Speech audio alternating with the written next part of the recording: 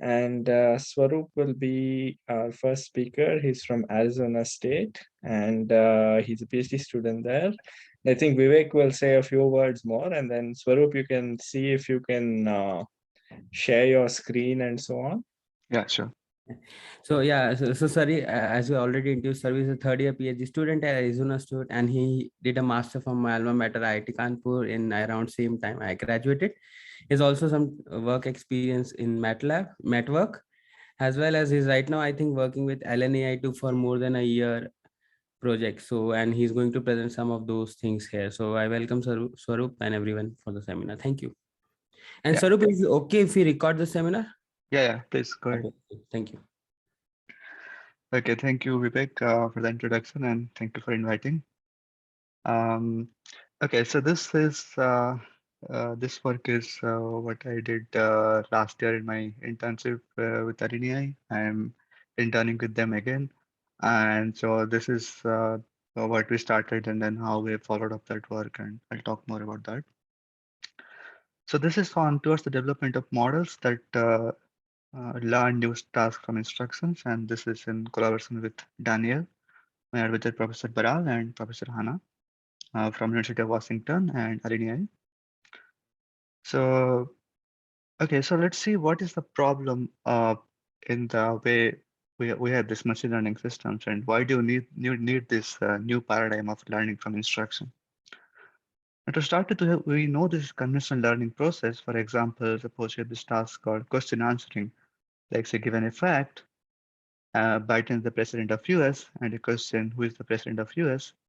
Uh, and to answer this, this is a very simple, straightforward question answering task.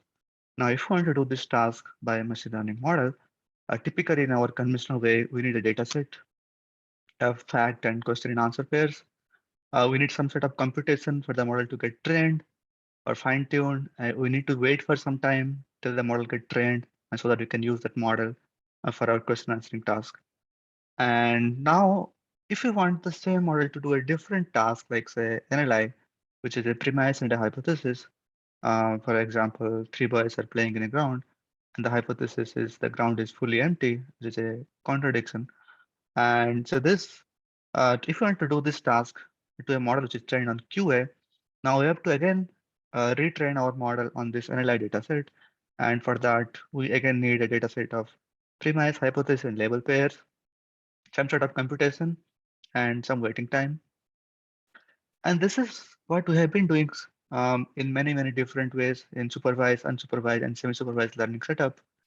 And it has been pretty successful. But the problem is all this involves some sort of training, right, in a way or other. And training is training is not very much friendly for the real world. For example, we have this conversational assistant systems, and suppose it is trained on this QA task or something, and if you want to teach a new task to that machine, now we have to wait for a few hours to collect a data set and for the model to get trained. And suppose we did that and the model is still not performing, and so it's how to tune the hyperparameters. It's not very easy. It's not very much user friendly for an end user to be able to teach a new task to a machine.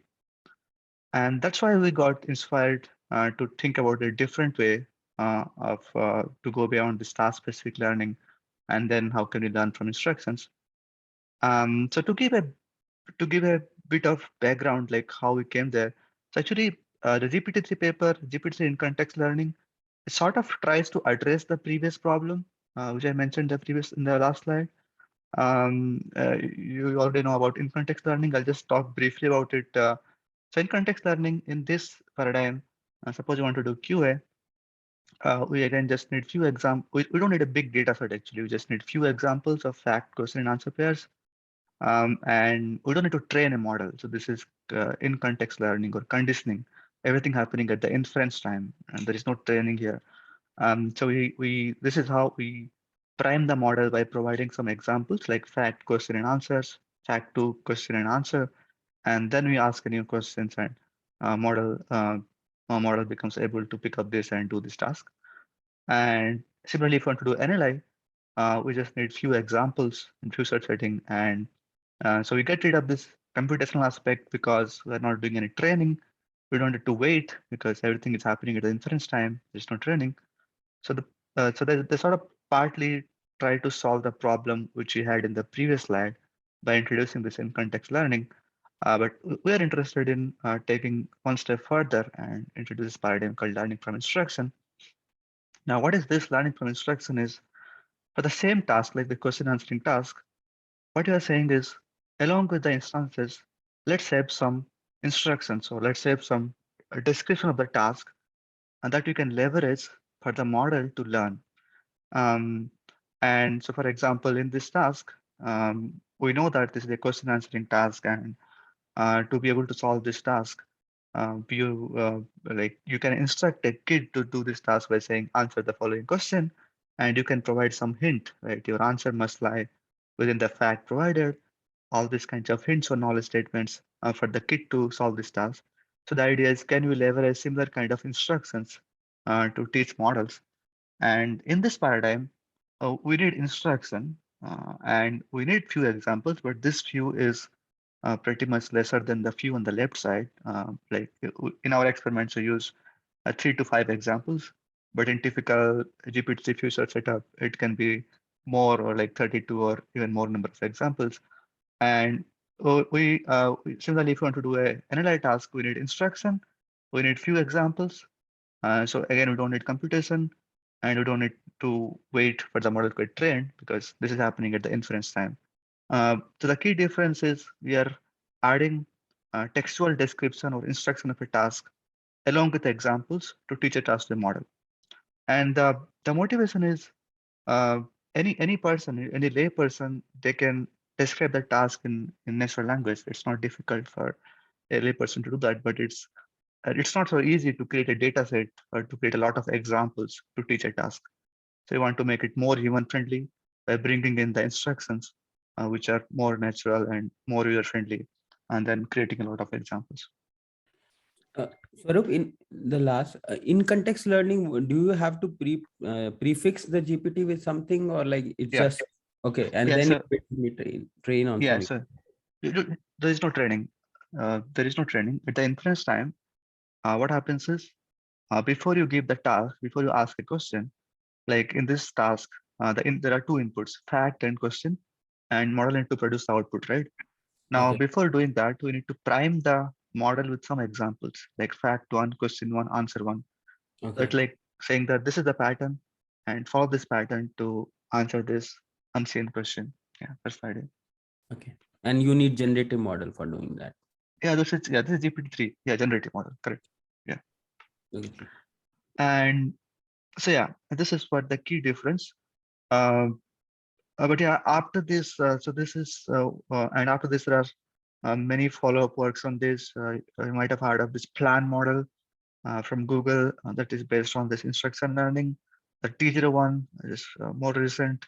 That is trained on prompt learning or instruction learning to do zero-sort generalization.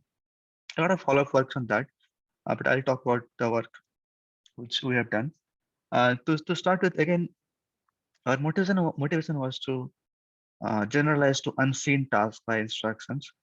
So like the example I gave, like suppose you have 3 tasks: classification, sentence modification, and question answering. And so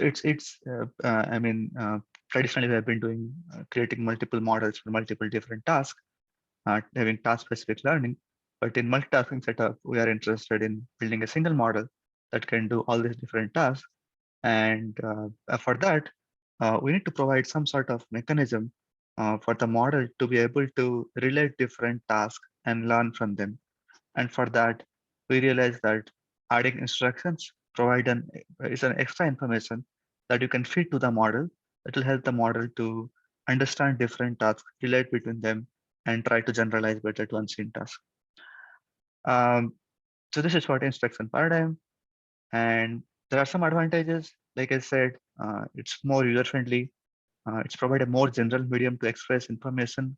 Like any layperson can write instructions, but they may not be able to create a lot of examples. Um, you can incorporate high level knowledge, right? We often have some knowledge about the task which you want to add. So instruction provide a way to add those knowledge to the system directly.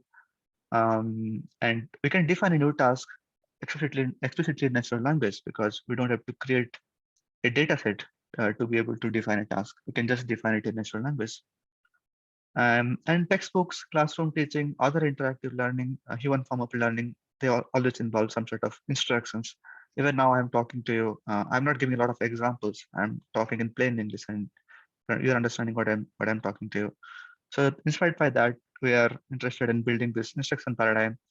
And in summary, instruction paradigm is actually a strict generalization of the current instance-only paradigm. So instance-only paradigm is the typical machine learning setup where we have just examples and we try to learn from that, and instruction just add an instruction on top of those examples. And of course, there are challenges. So basically, the first problem was when we started was there was no natural and diverse benchmark to learn from instructions. There were some prior works, but they were mostly limited. There were no, the bigger problem was it was not clear how to represent instructions, because I mean, language is has a very large search space. So how to represent instructions in a structured way, that was not clear. And then model response to instruction has been poor. Even in the GPT-3, when the zero-shot learning setup, when we just provide instructions, and the response are not that great. And then the follow-up work in the follow-up work, GPT-3 have come up with a instruct version, GPT-3 instruct. The paper came yesterday only, but the model was there before OpenAI has released it. And that model is pretty good in following instruction, but when you started, a model response to instruction was pretty much poor. Prior works that time were, so there are this work from Weller et al., the JEST dataset. So they defined descriptions as common questions somebody can ask, and they crowdsource question-like instruction, but instructions are not necessarily be in the form of a question. They need to be. They can be in any other. They can be in any format. So the data was has limited complexity. And then there was another work from Efrath and Levy, and they proposed this Tarking test paper, which is basically asking the model to follow natural language instructions.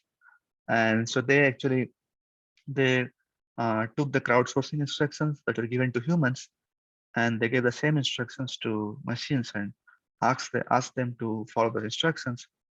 But they aim to address all the crowdsourcing instructions at once. It's actually a difficult task to follow, because crowdsourcing instructions are often very complex. And the scope of study was limited because they studied only 3 datasets. And so this is where we wanted to be when we started. We want to cover a diverse range of tasks, and we want our instruction to be natural. And so this work, we propose a natural instruction, a dataset of natural instruction with a wide variety of tasks. And our results show that instructions uh, improve generalization to unseen tasks. So what it means by this is, so we call this term as cross-task generalization. What it means is, if you do typical multitasking, whatever the performance we get, if you add instruction on top of it and then do multitasking, the generalization to unseen task improves. I'll show it empirically. And another observation was, this is another follow-up work. We observed some important features of successful instructional prompts, like what distinguishes a good instruction from a bad instructions. And we propose several reframing techniques for model designers to create such instructions. And our results show that reframing notably improves few-shot learning across models. It's actually both few-shot and zero-shot. And this we call it as cross-model generalization, because you just reframe it for one model and it generalizes across models. This is complementary work, cross-task generalizations and cross-model generalization. Now I'll talk about this natural instruction, like just briefly how we created this data set. So basically, we first when we started, we thought should we crowdsource our data set, but we know that crowdsourcing was expensive and quality is a bottleneck, because we're not sure of the instruction quality, and we don't want to make it templatized. We want to make it natural. And so instead, we thought, how about reusing the crowdsourcing datasets and their instructions? And because they are mostly curated, they are written by the authors and they are curated. So we started contacting dataset authors.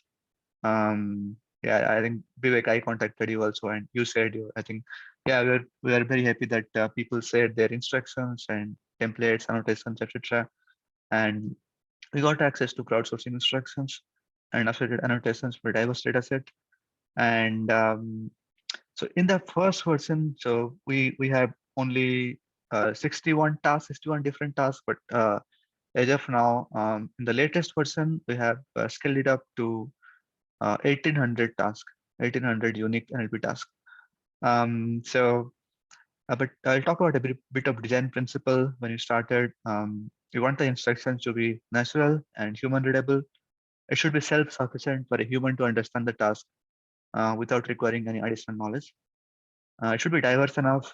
It should have both positive example. It should also have explanations to say why an example is a good example. We also wanted to have some sort of negative instructions. This is something what instruction regarding what not to do. For example, the generated answers should not belong to the question spans, this kind of knowledge. So negative instructions are often very powerful because just by saying what not to do, we can tell a lot of things what the person can do. And so we started with, so we collected these templates from dataset authors. Many of those were in-house templates, the Arena dataset. So we started with the templates and we split each template into multiple tasks. For example, this is a screenshot from the MC code data creation process, the dataset for temporal common sense reasoning. And so from this dataset, we collected multiple tasks. For example, the first task is just a question generation. Ask a question regarding event duration. This is one task. The second task is given a question, generate an answer.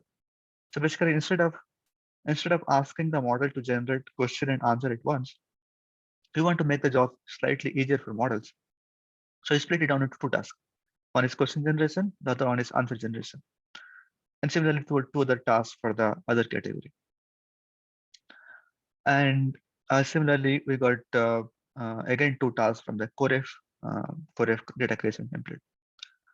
So in this process, we have ensured that each task is one self-contained annotation step. Input of each task is either external data like passages or outputs of some other earlier steps in the annotation. The output is purely collected from crowd annotation. The schema, like I mentioned in the beginning, it was challenging how to reprint instructions. We need to have a structured way to reprint instructions, and that's how we came up with this schema that covers different parts of the instructions, which is typically required to convey knowledge or instruct somebody. And so basically, typically when we instruct somebody, we want to say some things to do. Like this is basically defining the task. And then we say things to avoid, what they should not do. And then we also say something that they must focus on or be careful about. And often we sometimes give some examples, positive examples or negative examples. And so inspired from humans, how humans instruct other humans to do a task, we try to come up with a schema that can represent different instruction that you can feed to a machine. And so this is the different fields we have in our schema: title, definition, things to avoid, emphasize, positive examples, negative examples. The positive examples also has a reason or explanations, like why an example is positive, and negative example also events. Apart from the region, it is a suggestion, like why it is a negative example and how can you convert it to a positive example. There is some suggestion there. And you also have some lot of instances, the input output pair. So this is common. This is what we had there previously in without instruction learning. The model is to learn from instances, input output pairs. There are the other things we have added: instructions, examples, and prompt message. So this one is already there in GPT-3, the positive examples. So we added negative examples, this instruction part, prompt message, and some extra thing in positive example. And this is how we So basically, try to map. So after coming up with a schema, we'll take this crowdsourcing templates and try to fill different part of the schema with information from the template. And this is how we mapped for the definition, for the negative examples, and so on. So in this process of data curation, we map the crowdsourcing instructions to our proposed schema. We return the original phrasings and convert it to the simplest form by removing content wherever it is unnecessary or redundant. So we created negative examples wherever they were absent. We added explanations. We fixed some annotation issues wherever we saw that. And we kept the instances with high inter-entity agreement because we also we also created tasks that are not end tasks, but they are intermediate tasks. So we decided to only keep the high quality instances. And of course, we have limitations. There are some in a typical crowdsourcing template. There are some. It's typically in a HTML file, and there are some organizational things like boxes and all those things. Those get lost. The structure get lost when you convert it to text format.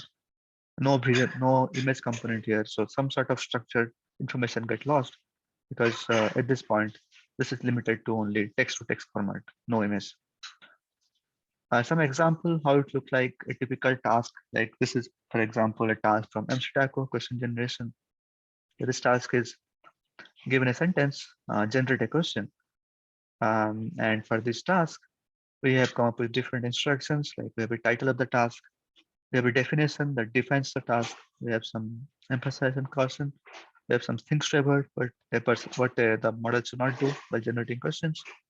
We have some examples and positive and negative examples, and we have prompt. So these are the different fields we created. Yeah, like this, there are different fields we have. And we also have multiple instances. This will take directly from the dataset. For example, in this case, from the Instructi dataset, we took all the instances, and this is also required along with the examples to develop our model. I'll talk later how we use that. Note that instructions remain common across instances. So instructions are defined at task level, not at instance level. This is common. Now some statistics. This is the first version, the V1 version. So in the first version, as I said, we have 61 tasks, and we had actually large instances, but there is some imbalance and across the instances because some tasks were only having 100 instances, whereas some tasks having 100K instances. So try to balance it up by limiting our instances to 6,500. So this way we have 193K instances. We have 7 categories of tasks here. Like you see, question generation. It's like question generation is a task where you have to generate a question.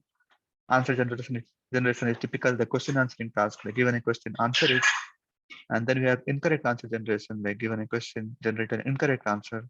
We have classification. We have minimal text modification. They are the tasks like paraphrase a question, paraphrase a sentence, or generate an adversarial sentence, or change the sentence in such a way that the subject is changed, something like that. Basically, text modification task.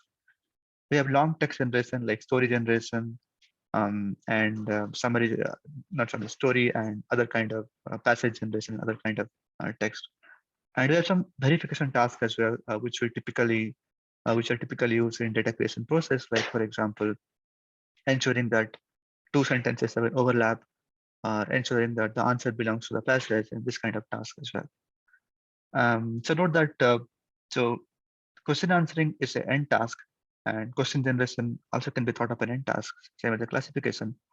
But there are other tasks we also consider in this data set which are not end tasks, but we try to create it to make it more diverse.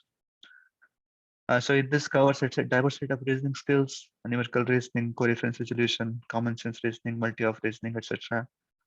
So the idea is a successful model trained on nested instruction version 1 will be a toolbox for dataset creation.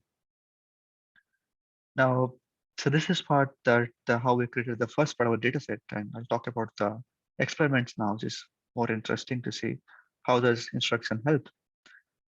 So for that, we change the encoding slightly.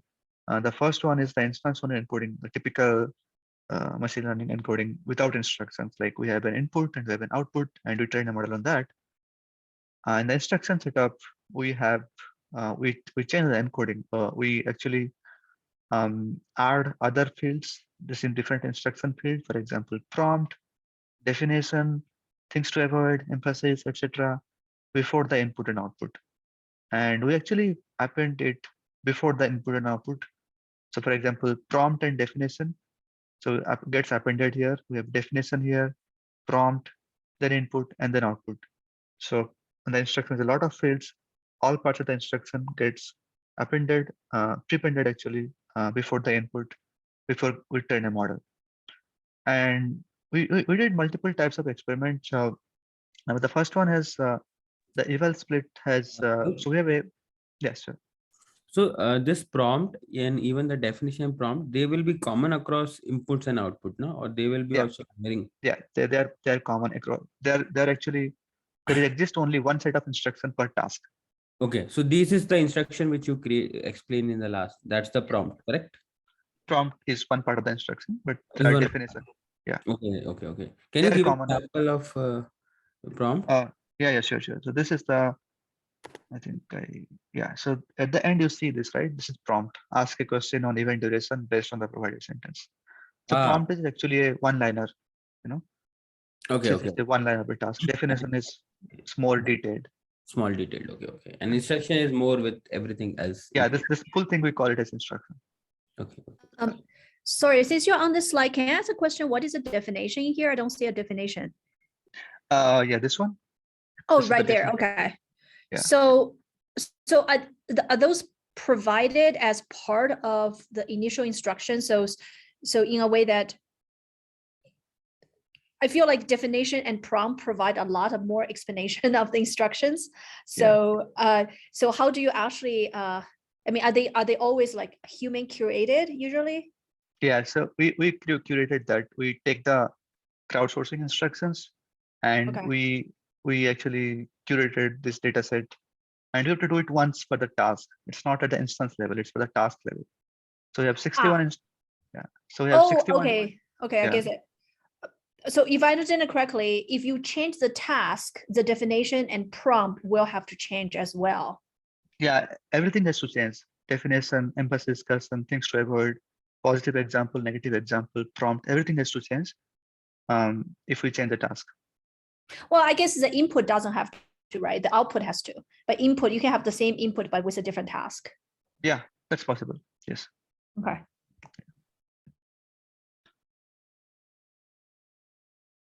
Okay, so can you also explain like maybe multiple tasks from same category, like question generation, 2 tasks, or any other?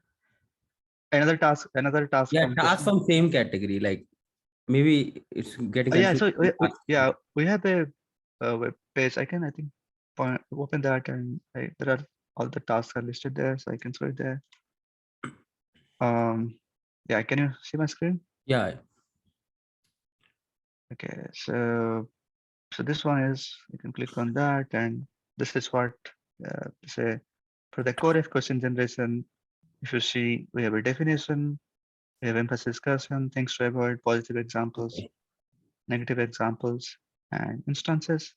So you can change the instances, but you see that instructions are not changing. Okay. And this way you can, if you want, you can explore other question generation tasks. For example, this is from MCTACO, and this is a different set of definition. Okay. So everything is, you can explore. So this V1 is 61 tasks. The V2, as I said, is 1800 tasks. Everything can be explored here. Interesting. Yeah, this is interesting. Even if you do crowdsource annotations, this will give you idea. Template. Yeah. Thanks for doing it. I mean, using the other way around. Yeah. Yeah, I know. Okay, so we have this, and so let's go to the experiment. So we have, so this is the first set of experiments. We did it on 2 models, one on BAT, a small scale model, and then on GPT-3. You see the baseline is no instructions, that typical. So this is a multitasking setup, right? We have 61 different tasks and multiple category of tasks. It's a typical multitask learning.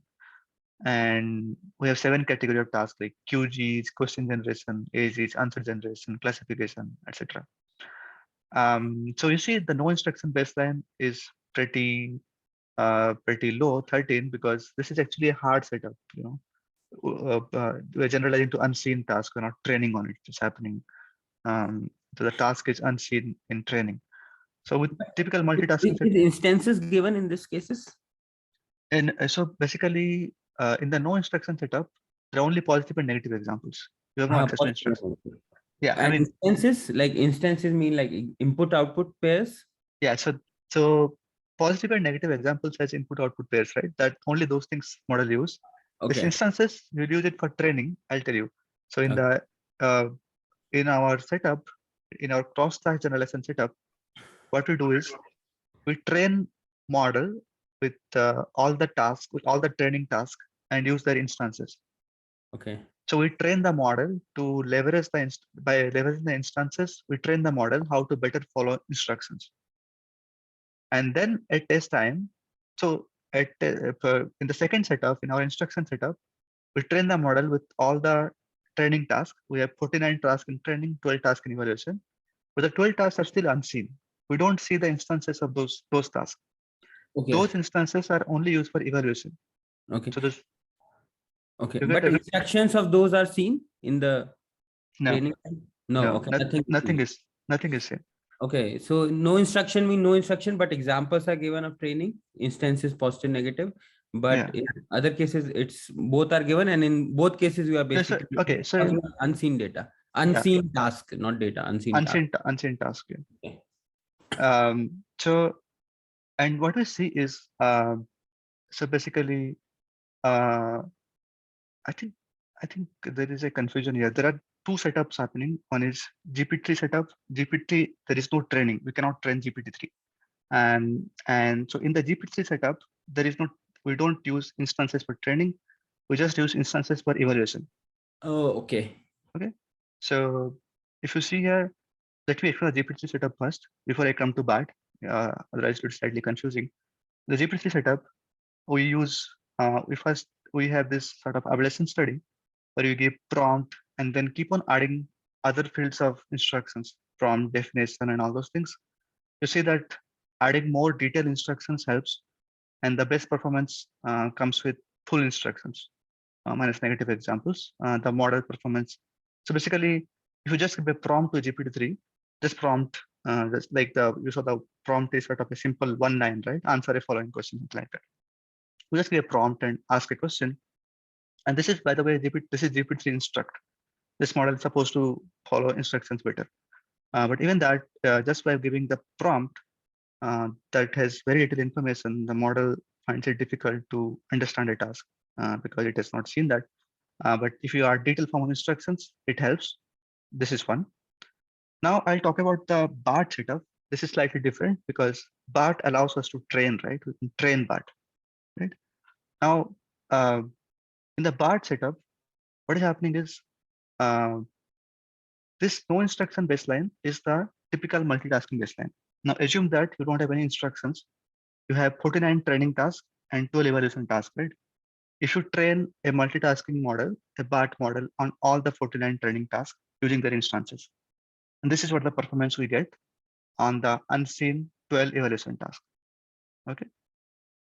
And in the second setup, in the other experiments, what we do is along with instances, we use instructions and then train the BART model. And you see that the performance increases. If you use, so basically just by adding some extra information in the multitask learning setup, you see the performance goes from 13 to 35. It's almost get tripled, right? And adding more and more detailed instructions actually helps. The only thing is, if you see negative examples do not help because the best results is coming from full instruction minus negative examples. But apart from that, most of the things are helping. So this is the main default, the first setting, which is basically random split of 49 tasks in training and 12 tasks in the evaluation. And this is the first setting. And Jupyter is doing better than BART. yeah, Will yeah, you yeah, any of examples like? yeah. GPT-3 instruct. Yeah, yeah. I mean, yeah, it's actually a larger model than BART and way larger. And it has been, the GPT instruct has been, they have internally trained it. I mean, the paper came yesterday, GPT instruct paper, but they've internally trained it to follow better instructions. So yeah, this is pretty good then. But Okay, even yeah. yeah, Yeah, one more question. Is like the data set which you created, or like the instructions are, these are, and also evaluation you are doing on the test sets which are already there in the world, like which were there you collected. So yeah, how you are ensuring that the BART and the GPT-3 are not previously trained on that somewhere, like somewhere in the data set, or maybe they did a multitasking to improve the model or something? How you are ensuring yeah. that? That concern, I completely agree that. So we have, so if you recollect in the data creation, we have created some intermediate tasks. So but typically the end task is what is public. The people actually um, uh, make the end task public, like the entire data set of question answering they made public. But while creating a question answering data set, there are some intermediate steps, right? For example, checking the grammar of a sentence, or finding overlapping words. So those are actually targeting the crowdsourcing files with the typical uh, annotations which are not public. It's mostly internal. So you have some of those tasks, but I still, that concern is still there. That, I mean, how do you know like what GPT-3 has seen? Or yeah, it's actually, but yeah, I mean, yeah, it's sort of a, but we try to address it partially in our new data setup. When you expand it to 1800 tasks, you have a lot of new tasks, synthetic tasks. So you might have heard of this big bench. Big bench is Google's. They have also come up with a metadata set of evaluation tasks. Since people have created different evaluation tasks. So similar to that, we also have many synthetic tasks which humans have created from scratch. And so hopefully that will try to address your concerns. Yeah, but the thing is, um, uh, when you are evaluating, both the setup, both the evaluation setups are, I mean, have the access to the same model, right? I mean, without instruction and with instruction, if it has Yeah, seen in the I yeah, completely agree with this. This is fair. yeah, You are starting with the same point, although maybe yeah, it's seen, but yeah. yeah, Great thing. and just to see, so the one, so in the default setup, we have 49 tasks in training and 12 tasks in the evaluation setup.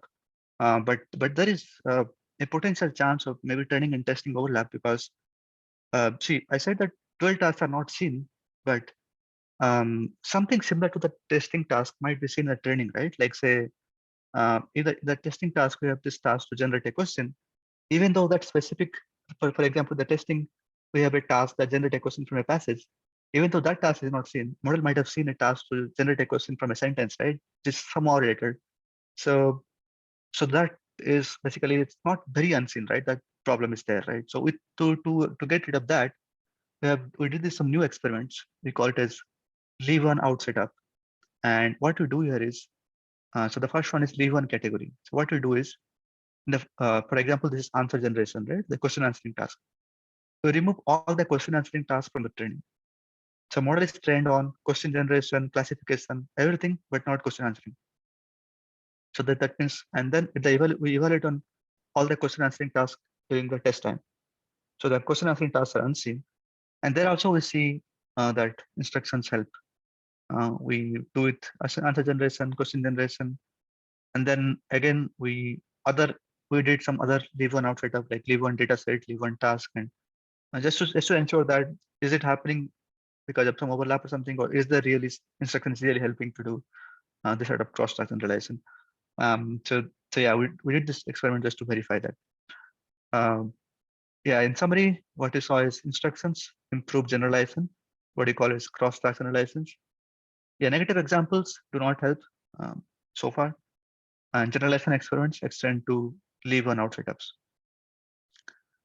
And okay, so this is what we observe, the trend, the scaling law, right? Like these days, everything is scaling up models, scaling up tasks and all.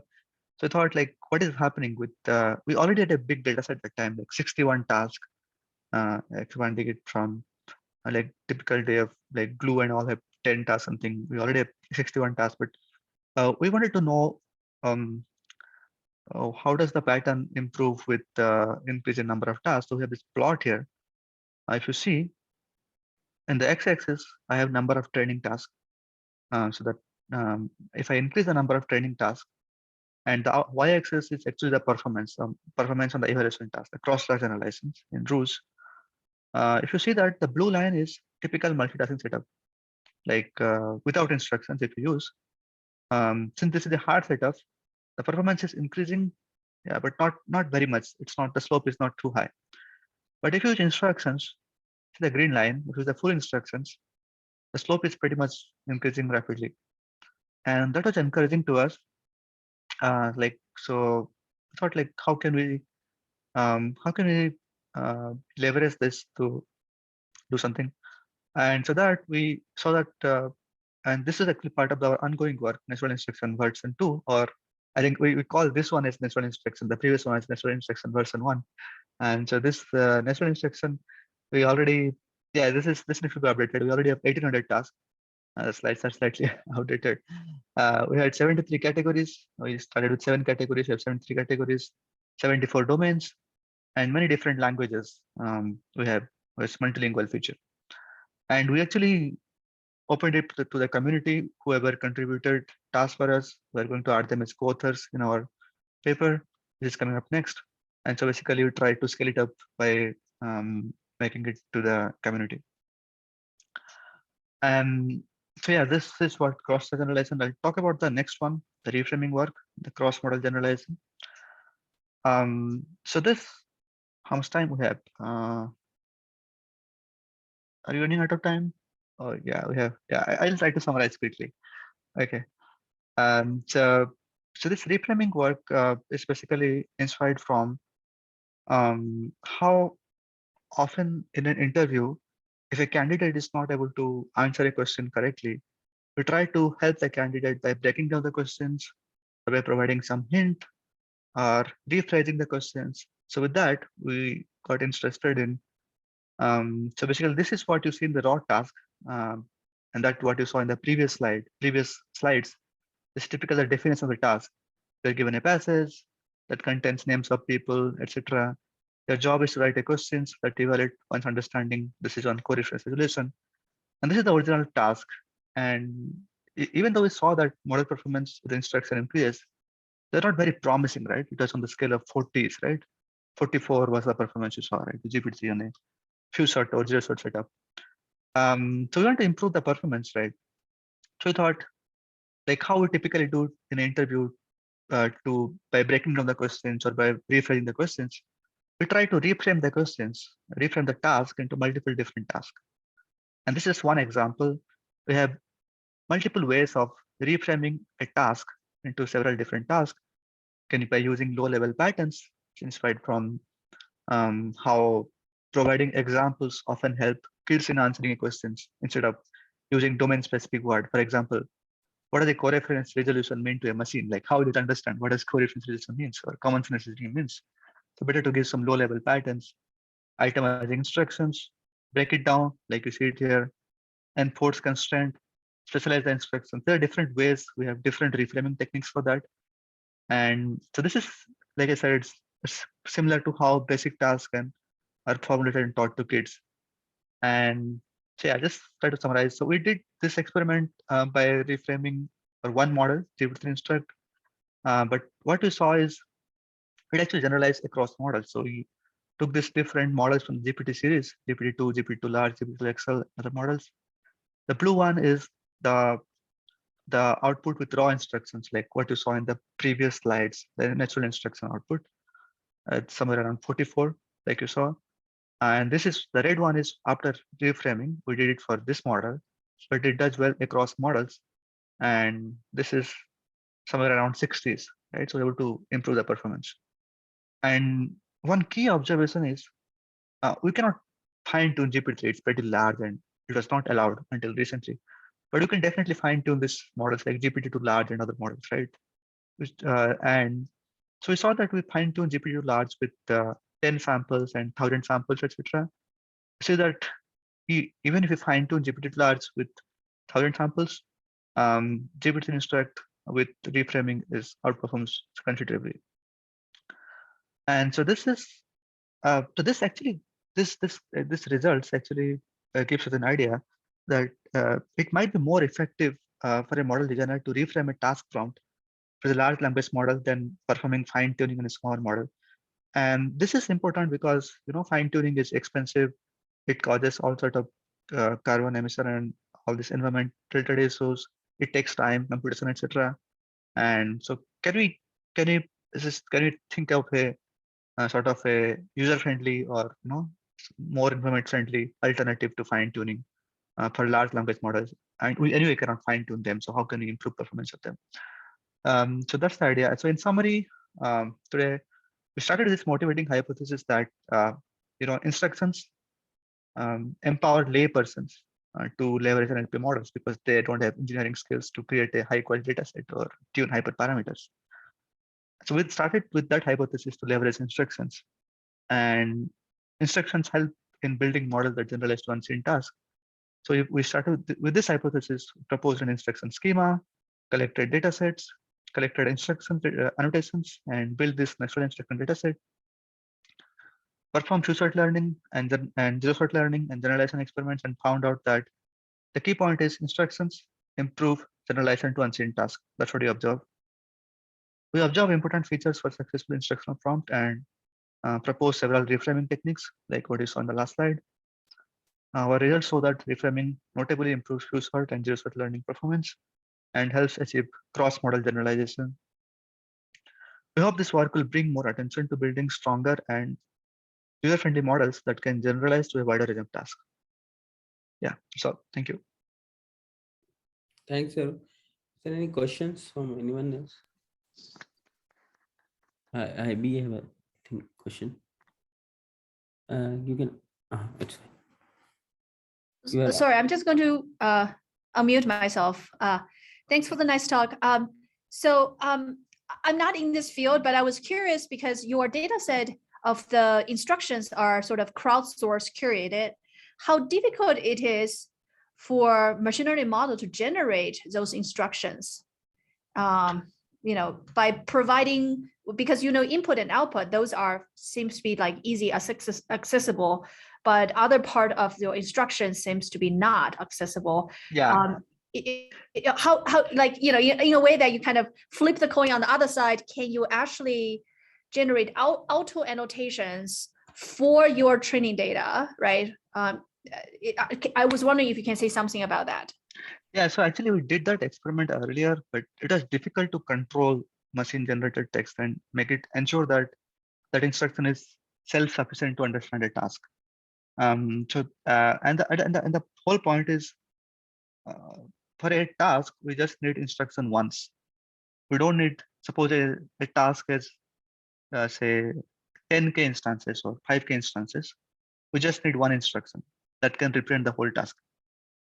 So if you define a new task, you have to do it once. You don't have to do it multiple times. I see. Okay. So maybe I missed that. I saw the instruction of, I saw the prompt, and then the definition is attached to every single training data. No, it's per task. Yeah, that's not. Yeah, then there is no point. Okay. Like, yeah. I see. Okay. All right. Yeah. Then maybe you can justify, maybe manual is actually okay. So you don't have to. Okay. Okay. Yeah. So cool. we did that manually just to see whether instruction is helping or not in our first version 1, where we have 61 tasks. But then when you open it to the community, people started writing from scratch. They did not take it from the crowdsourcing template and convert it. So people started writing their own definitions and own instructions, which they think are enough to explain a task. So that's how we could scale it up to from 61 to 1800 tasks. But your answer to my question would be automatically generating the prompt or definitions or those instructions seems to be still a little bit far-reaching. Yeah. Okay. We tried that, but yeah, it's difficult to control. Yeah. Okay. Thanks. Mm-hmm. I think. So very interesting talk, and So I think so I appreciate the nuance with which you discussed the challenges in setting up the experiments. So I think hopefully a lot of the students in the audience can kind of see that and realize the thought that needs to go into this. So my question though was, so you've constructed these like 1800 kind of questions, and these are probably inevitably going to be used for training more and more kind of machine learning models, I'm guessing. So this is the hope of building such. And so, but as then they are part of the data, have you put any thought into checking, or do you have a mechanism to try and hope that you're generating these that in some way that they are not somehow leading the models that are being learned from them to have some sort of implicit bias? So, right, there's been concern like the raw data we're learning from text all over the internet. It turns out it has all this bias encoded in it, and if you remove that, you still see other biases in models, or and that might be from these instances. Now, so I'm sure you probably aren't personally trying to do this, but have you thought about methods to prevent it from leaking in there? Yeah, that's a great question. So first of all, the tasks we created are from existing data sets. Like say, majority of them are existing data set. We created some synthetic task. And the instances we collected are from existing data sets. So there is a risk of, if those existing data set contain some bias, that will also get transferred to our model when you train it. And so while creating it, we had a specific procedure to, we have a setup procedure to approve a task. And we have multiple reviewers who reviewed the task. And in that process, we rejected some tasks also, which were sort of, but yeah, but that is the known biases like that we can see, right? But I agree with you, right? There might be there's some sort of unknown biases, which but we need to think about it, like how can we find out? But yeah, part of this we sort of we're sort of dependent on the existing data sets that they were good, and yeah. So yeah, but it's a very good question. So we need to see how can we ensure that the model is not biased, and how to evaluate reliably so that its fairness and all those things are taken into account. Yeah. So I'm glad you're kind of at least thinking about this. I'm not claiming to have an answer of how to do it, but it seems challenging. Yeah. I mean, so I understand like this in the pre-training corpus, like this common crawl and C4 and all those things. It's difficult because it's everything scrapped from the internet, right? But this is much more structured data because we took from existing data sets, like the dataset which are public and people have been using that. So, but still there is this chance of bias, and we have to. So I'm thinking the probability is slightly reduced because you are taking from already somebody's curated data. Still there is the chance, and you have to think about it.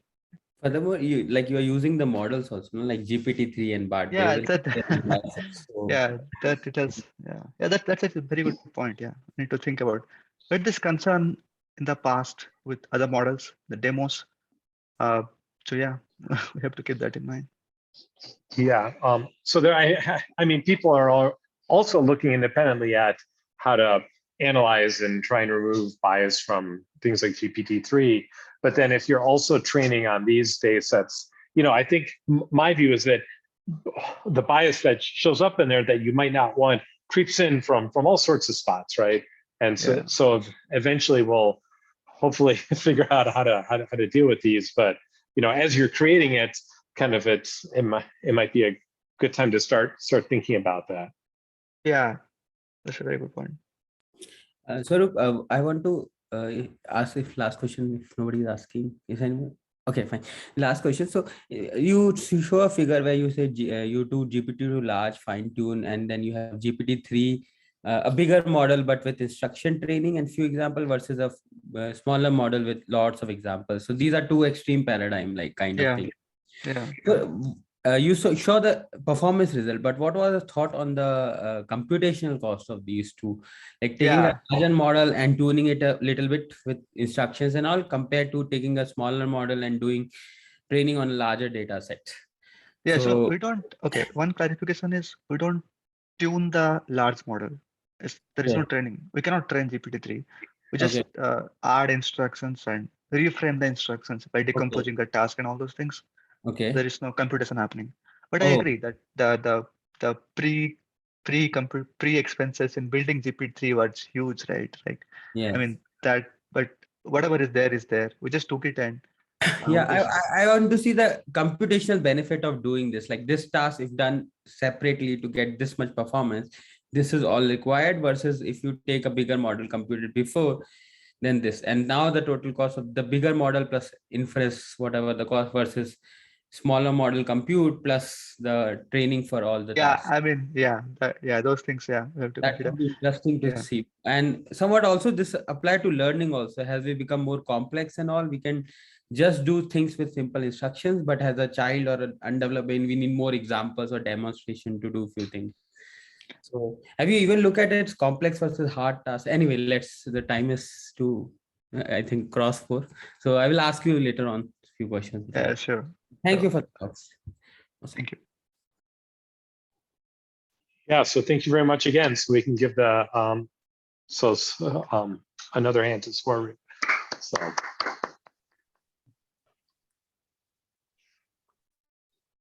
yeah, so and thanks for giving the talk on on the short notice as well. Okay, thank you so much. Bye.